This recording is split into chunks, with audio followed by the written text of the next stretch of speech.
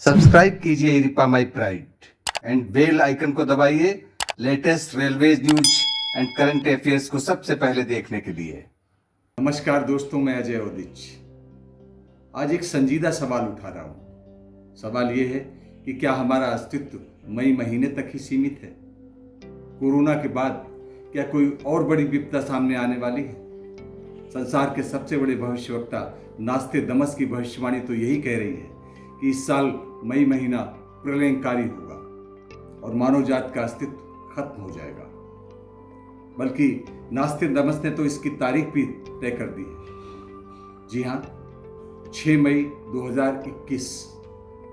इत्तेफाक देखिए कि नासा ने भी एक ऐसी आशंका जताई है जो नास्तेदमस की भविष्यवाणी से मिलती जुलती है। आइए जानते हैं अब से पौने 500 साल पहले नास्तेदमस ने ऐसा क्या कहा था जिस पर आज नासा अपनी मोहर लगाते दिख रहा है। फ्रांस के भविष्यवक्ता नास्तेदमस ने 465 वर्ष यानी तकरीबन पौने 500 साल पहले भविष्यवाणी की थी कि 2021 के मई महीने में एक बिग एस्टेरॉइड यानी विशाल धूमकेतु पृथ्वी से टकराएगा और दुनिया तबाह हो जाएगी।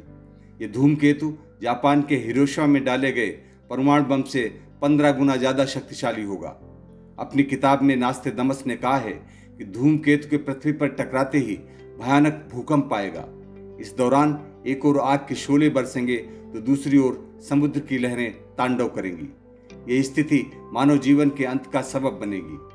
हाल ही में नासा के वैज्ञानिकों ने भी कहा है कि आकाश में एक विशाल धूमकेतु पृथ्वी की तरफ तेजी से बढ़ रहा है। नासा ने आशंका जताई है कि अगर ये धूमकेतु पृथ्वी से टकराया तो बड़ा विनाश होगा। नासा की इस खबर के बाद भी करोड़ों लोग बेचैन हैं जो नास्तेदमस की भविष्यवाणियों पर भरोसा करते हैं। जाहिर तौर पर ऐसे में सवाल उठ रहा है कि क्या हम धरती पर 2-2.5 महीने के ही मेहमान हैं? क्या नास्तेदमस की भविष्यवाणी सही साबित होगी? इस सवाल पर लोग एक राय नहीं। बेशक 500 साल पहले फ्रांस में जन्मे इस भविष्यवक्ता की 6368 भविष्यवाणियों में से 70% सही साबित हुई है, लेकिन यह भी सही है कि 30% गलत भी निकली हैं। आइए जानते हैं कि वैश्विक घटनाओं का जिक्र आते ही नास्तेदमस को याद क्यों किया जाता है। आखिर क्या बला है नास्तेदमस? फ्रांस के एक छोटे से गांव सेंट रेमी में 14 दिसंबर 1503 को एक संपन्न परिवार में विलक्षण बालक मिशेल का जन्म हुआ, जो आगे चलकर सेंट नास्तेदमस के रूप में जाना गया। हजारों साल आगे की घटनाओं की भविष्यवाणी करने वाले नास्तेदमस पेशे से डॉक्टर थे, लेकिन उनकी पहचान भविष्यवक्ता के रूप में हुई। आज 500 साल बाद उनकी भविष्यवाणियों को सही होते देखा जाता है और शायद हजारों साल आगे भी देखा जाएगा।